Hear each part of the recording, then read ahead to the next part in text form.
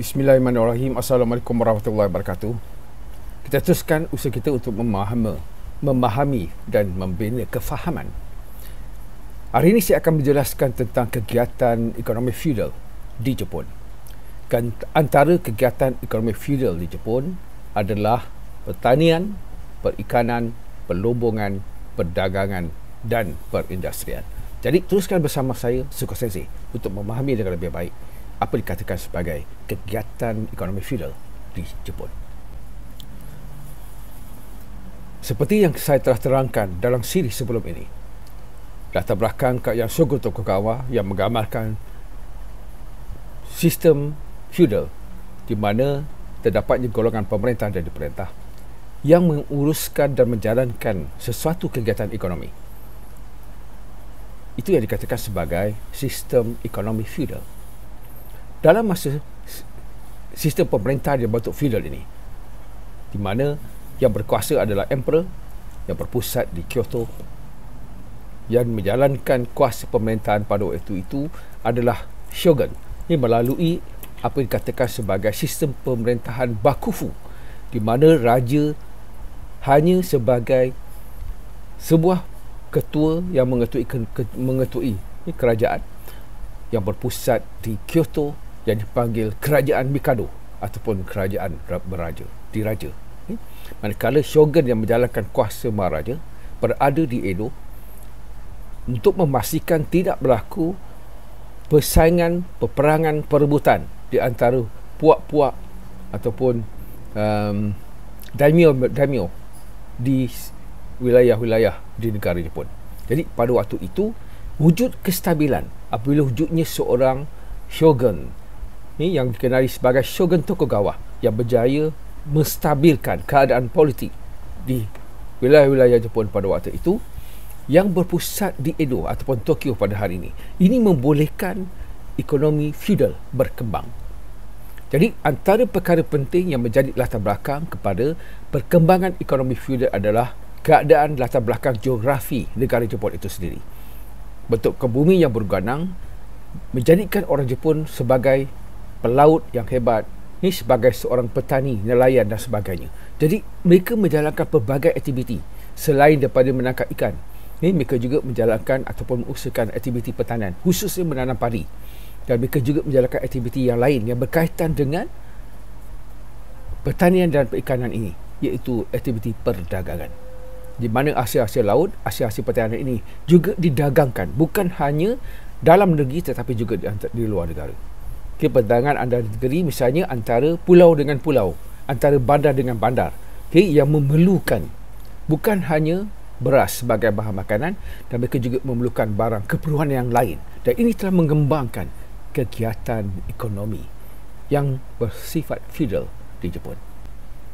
Kegiatan ekonomi sistem feudal di Jepun yang pertama adalah pertanian. Pertanian merupakan kegiatan ekonomi feudal yang penting, di mana pertanian menyumbang kepada 80% daripada sumber pendapatan ekonomi feudal di Jepun. Tanaman utama petani Jepun ialah padi. Selain daripada itu, mereka turut menanam gandum, barley, teh dan kapas.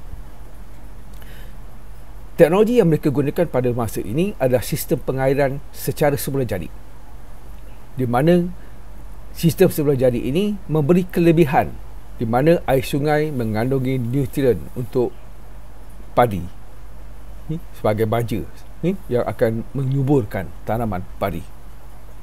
Ini membolehkan mereka mengurangkan penggunaan baja kimia. Ketiga, mereka memelihara kesuburan tanah tanpa perlu direhatkan. Jadi maksudnya sepanjang tahun tanah mereka diusahakan untuk pelbagai kegiatan pertanian. Jadi dengan ini membolehkan mereka memperolehi lebihan daripada kegiatan pertanian ini.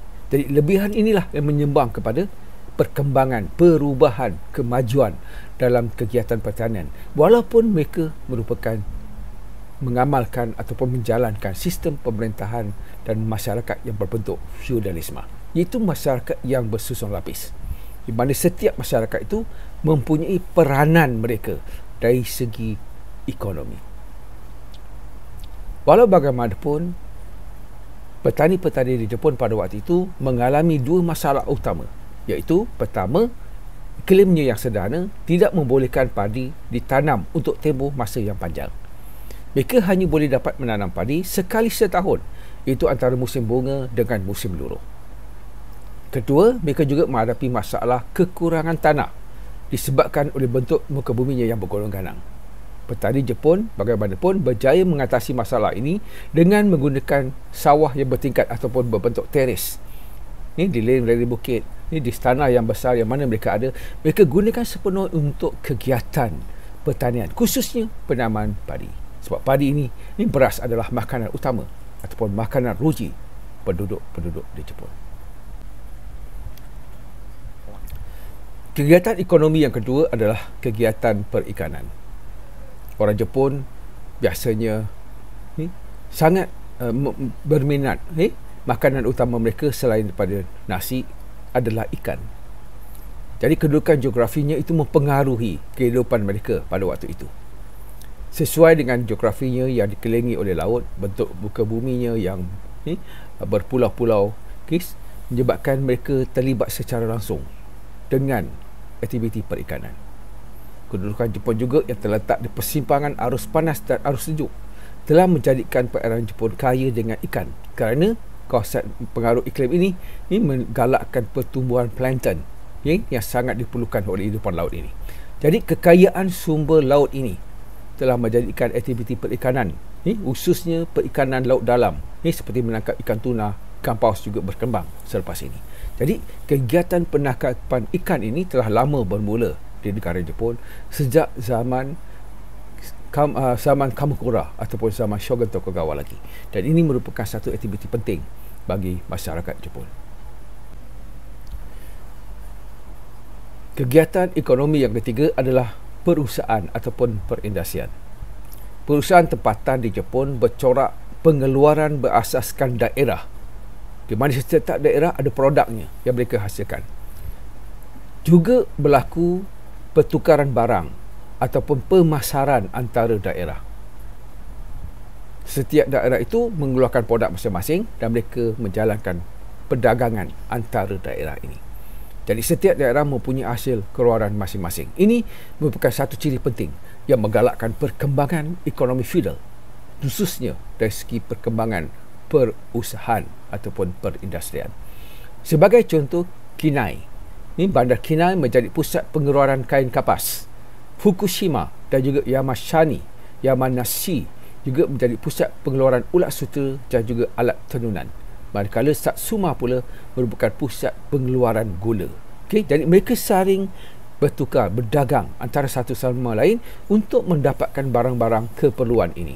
Jadi setiap daerah di Jepun itu mengeluarkan barangan tertentu, sama ada daripada hasil pertanian, hasil kraftangan, hasil pertukangan, dan juga hasil perlombongan. Ini telah memberi dan menggalakkan perkembangan ekonomi feudalisme di Jepun.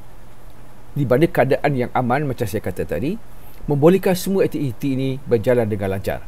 Mereka juga memiliki sistem timbangan, sistem ukuran, sistem cukai yang seragam.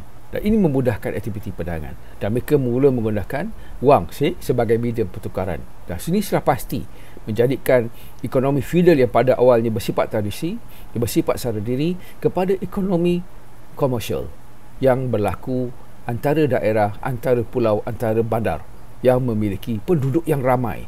Dan sudah pasti keperluan antara permintaan dan penawaran itu menggalakkan perkembangan sama ada pertanian, perikanan dan juga industri-industri yang berkaitan dengan pertanian ataupun perikanan tadi. Pusat-pusat pertukaran wang ataupun bank mula tumbuh. Kedai-kedai beras dan sake juga berkembang menjadi bandar dan wilayah, contohnya Kunwana, Sakai, Ise dan Hakata, di mana kawasan-kawasan ini berkembang hasil daripada perkembangan industri, perkembangan pertanian, perkembangan aktiviti perikanan di pelabuhan-pelabuhan utama. Jadi pusat pengeluaran dan pembuatan kertas, barangan logam, tenunan dan juga tembikar, semuanya tembikar, semuanya berkembang maju disebabkan adanya permintaan. Ada pengeluaran, ada penawaran, ada permintaan. Ini menggalakkan perkembangan industri dan juga kegiatan perdagangan lanjutan daripada itu. Ini telah melahirkan bagai cendawan tumbuhnya pelbagai pusat-pusat yang menjalankan pelbagai aktiviti perdagangan dan perniagaan. Perusahaan tempatan berkembang kepada aktiviti perdagangan yang lebih besar, di mana pasar-pasar kecil kemudiannya berkembang menjadi bandar-bandar perdagangan. Ini antara pusat pengeluaran tembikar yang terkenal adalah Bandar Seto. Ini dan juga di kawasan-kawasan di pedalaman, di Kyoto dan sebagainya. Ini menjadi kawasan yang penting dalam memperbagaikan kegiatan industri. Ini berlaku sejak di zaman Shogun Tokugawa lagi, abad 16, abad 17, sehinggalah kepada zaman Meiji Restoration. Dan ini sudah pasti kalau kita lihat mereka berjaya mengembangkan ekonomi. Ini daripada yang bersifat feudal saya kata, yang berasaskan kepada tanaman sara diri untuk keperluan sendiri, yang menggunakan teknologi yang tradisional, kepada satu kegiatan yang mengutamakan keuntungan. Sebab pada waktu itu perdagangan mula berkembang di negara Jepun. Dan kalau kita lihat pada waktu inilah golongan kelas saudagar mendapat tempatnya, memainkan peranannya sebagai orang yang menggerakkan kegiatan ekonomi. Pemerintah seperti shogun, daimyo, samurai adalah penguat kuasa yang ataupun pegawai-pegawai yang menguruskan kegiatan pertanian ataupun aktiviti pertanian, perdagangan dan juga industri. Mereka adalah pegawai yang menguruskannya. Tetapi yang menjalankan perdagangan, yang menjalankan perniagaan adalah saudagar. Kumpulan ini yang memainkan peranan untuk menjual hasil petani kepada dan didagangkan hasil petani itu kepada orang lain, kepada kumpulan-kumpulan lain, wilayah-wilayah lain dan sebagainya. Industri mengeluarkan barangan, petani menghasilkan hasil pertanian, hasil pertanian itu diproses di kilang, dan mengeluarkan barangan. Semua benda ini diuruskan oleh orang tengah yang dipanggil saudagar. Mereka lah yang bijak dalam menguruskan perdagangan ini, dan mereka akhirnya nanti daripada kelas bawahan itu dalam hierarki sosial masyarakat Jepun menjadi kelas yang penting pada abad ke-17, abad ke-18, kerana mereka pandai berniaga dan mereka bekerjasama dengan daimyo, bekerjasama dengan samurai dalam memastikan urusan perdagangan ini berjalan lancar dan mereka mendapat keuntungan daripada perkembangan kegiatan ekonomi yang bersifat feudalisme ini, khususnya dalam melaksanakan apa dikatakan ekonomi jualan ataupun ekonomi perdagangan. Ini antara wilayah, antara bandar, sebab barang-barang ini semakin penting dan wang mula mendapat tempatnya dalam kegiatan ekonomi manusia pada waktu itu. Kegiatan ekonomi keempat yang penting dalam sistem ekonomi feudal di Jepun adalah pelombongan. Selain daripada pertanian, perikanan yang merupakan kegiatan ekonomi yang tradisi, Jepun juga kaya dengan pelbagai hasil bumi, khususnya bahan galian seperti emas, perak dan tembaga. Jadi semasa pemerintahan Shogun Oda Nobunaga, pengeluaran galian ini semakin bertambah rancak. Ini disebabkan oleh keadaan aman yang saya katakan tadi. Keadaan aman, tidak berlaku peperangan di antara puak, di antara daimyo, semua dijaga, dikawal ketat oleh shogun melalui apa dikatakan disiplin ketenteraan, iaitu bakufu. Jadi keamanan yang wujud ini membolehkan mereka menjalankan aktiviti pelombongan, mencari emas, mencari perak, mencari tembaga dan sebagainya. Dan semua bahan-bahan penting ini adalah bahan mentah yang diperlukan oleh industri, menghasilkan pelbagai barangan daripada emas, perak dan juga tembaga. Sudah pasti kegiatan ekonomi feudal berkembang dengan bertambahnya satu lagi kegiatan ekonomi feudal, iaitu pelombongan. Antara bandar yang terkenal yang mula membesar yang dipanggil Osaka. Sebab tu dia panggil Osaka, the big town, the big bandar. Bandar raya, bandar yang semakin besar yang baru dipanggil Osaka. Ini adalah kawasan yang baru, kedua besar selepas Tokyo. Jadi aktiviti pelombongan ini telah memajukan bandar ini dan dia telah memperkayakan sistem ekonomi feudalisme sejak zaman Shogun Tokugawa. Satu lagi kegiatan ekonomi yang muncul semasa sistem feudalisme dijalankan adalah perdagangan. Perdagangan adalah satu kegiatan ekonomi yang penting zaman feudalisme ini. Okay, dengan adanya perdagangan, ekonomi feudalisme berkembang, berubah, bertambah maju. Sebab perdagangan inilah yang menjadi penggerak, yang menjadi titik tolak kepada kemajuan yang dicapai oleh Shogun Tokugawa dalam usaha mereka memperkembangkan ekonomi. Walaupun mereka menjalankan satu sistem yang ketat, sistem yang bersusun lapis, sistem yang berhierarki, yang dikawal hak dari segi hak milik dan sebagainya di tangan pemerintah. Tapi ekonomi mereka berkembang dan berubah sebab perdagangan ini memainkan peranan penting. Perdagangan bukan hanya berlaku perdagangan dalam negara yang kita panggil perniagaan, juga perdagangan antarabangsa. Perdagangan luar Jepun berkembang pesat pada abad ke-16, abad ke-17, abad 18. Perdagangan ini berlaku antara Jepun dengan China terutamanya. Ini sebagai rakan dagang yang terpenting di Jepun. Jepun telah import barangan tropika dari China. Barangan tropika ini diperolehi oleh China hasil perdagangan dengan negara-negara di Asia Tenggara seperti Melaka dan juga India. Jepun turut mengimport sutera, porselin, buku, lukisan dan barangan tembaga. Selain itu, Jepun juga turut mengimport bahan mentah seperti sulfur, papan, emas, merkuri dan juga ibu mutiara dari China. Itu barang yang diimport daripada luar yang diperlukan oleh negara Jepun. Jadi pada masa yang sama juga, Jepun telah mengeksport hasil keluaran mereka tadi yang banyak. Hasil daripada kemajuan pertanian, perikanan, industri. Mereka telah mengeksport barangan mereka yang terkenal seperti pedang, katana, kipas berlipat, pemidang, payung dan sebagainya, yang mendapat permintaan yang tinggi di negara Jepun. Di negara China. Ini semua telah menyebabkan berlakunya imbangan dagangan yang baik antara barangan yang diimport dengan barangan yang dieksport. Dan ini sudah pasti memajukan aktiviti perdagangan di negara Jepun.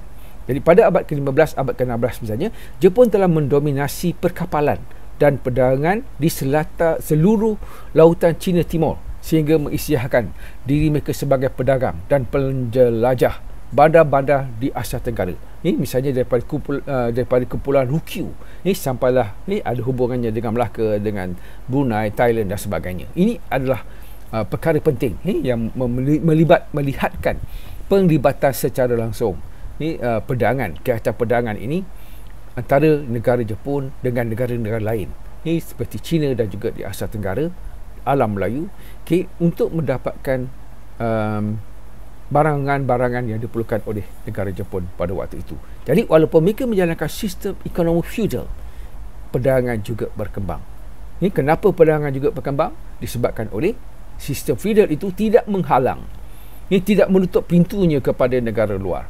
Perdagangan itu berjalan dengan baik dan ini telah menguntungkan, memberi keuntungan kepada kerajaan Bakufu di Edo. Ini sudah pasti menjadikan kegiatan ekonomi feodalis itu berkembang, berubah dan semakin maju. Jepun turut mengadakan hubungan perdagangan dengan Portugal, di mana sekitar tahun 1550-an ramai pedagang Portugal telah memasuki Jepun. Pedagang-pedagang Portugal ini turut membawa masuk teknologi barat seperti teknologi perkapalan, teknik peperangan, dan secara tak langsung mereka juga memperkenalkan sistem persenjataan dan mereka juga mengambil kesempatan menyebarkan agama Kristian. Jadi pada tahun 1570, Shogun Ashikaga telah memeterai perjanjian dengan Portugal bagi membolehkan pedagang Portugal berdagang di Nagasaki. Ini adalah pelabuhan yang dibuka kepada pedagang asing, khususnya Portugal. Perdagangan ini berkembang pesat sehinggalah Nagasaki menjadi pintu keluar bagi perdagangan antara Jepun ke luar negara.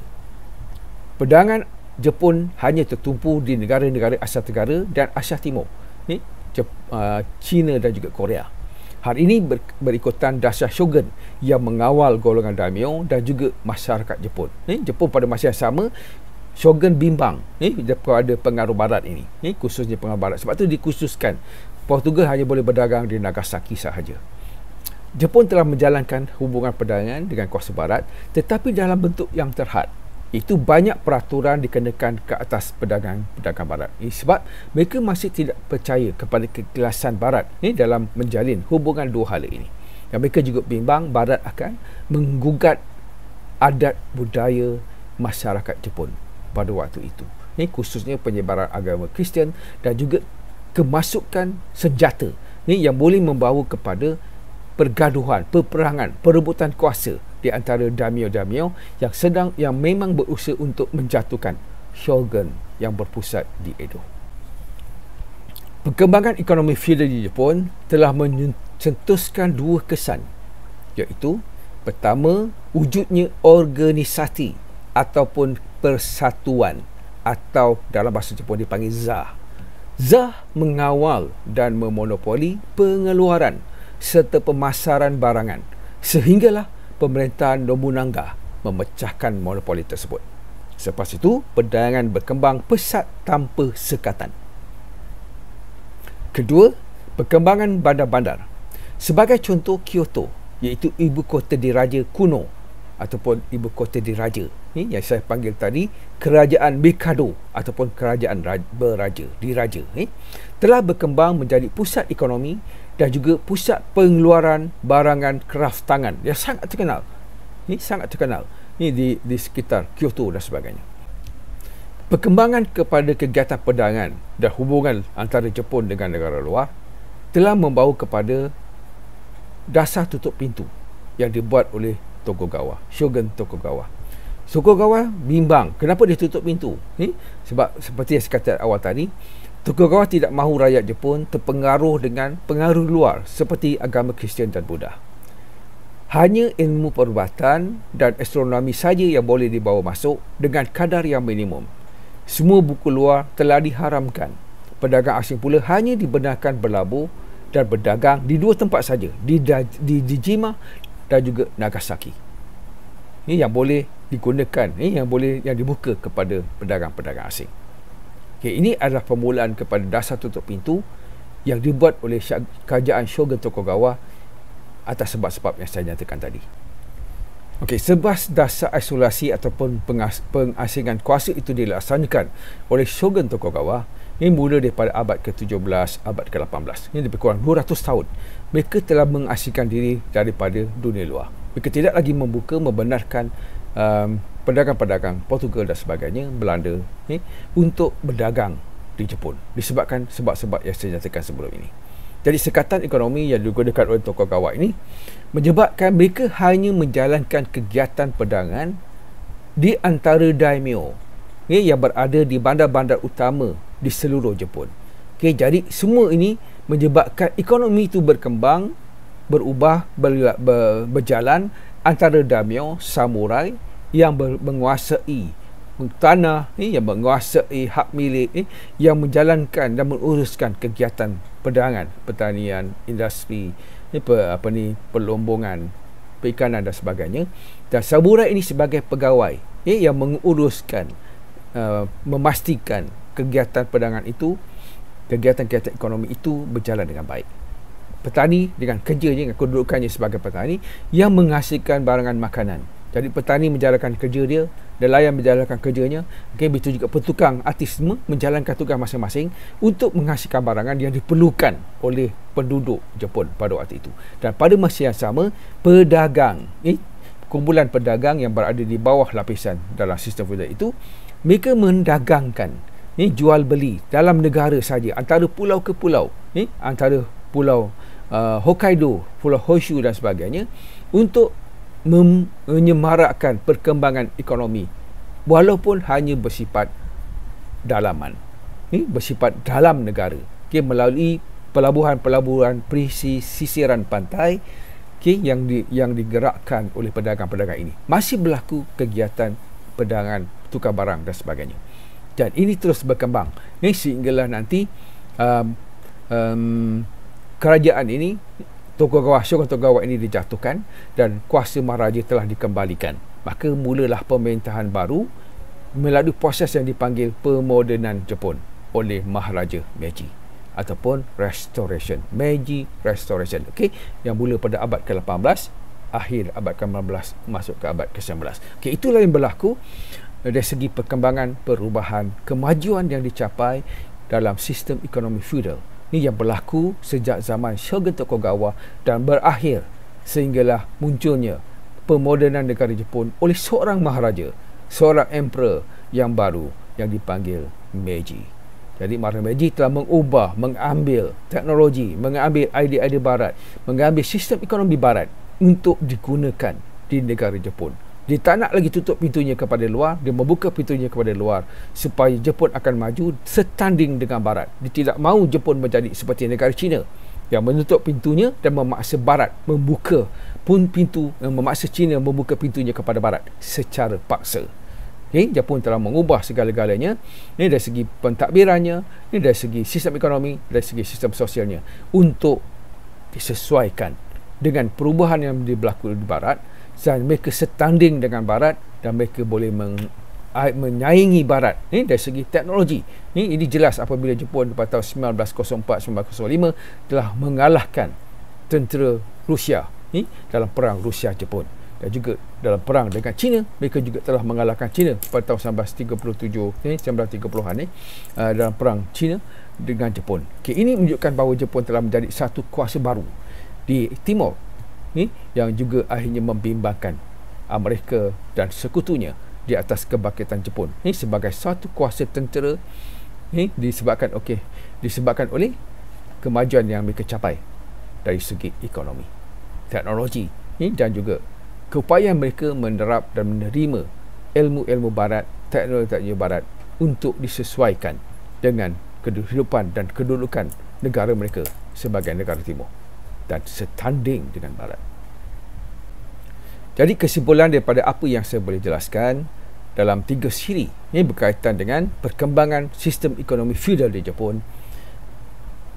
Perkembangan ekonomi Jepun daripada pertanian kepada industri menyaksikan Jepun muncul sebagai negara yang termaju ekonominya di rantau Asia Timur.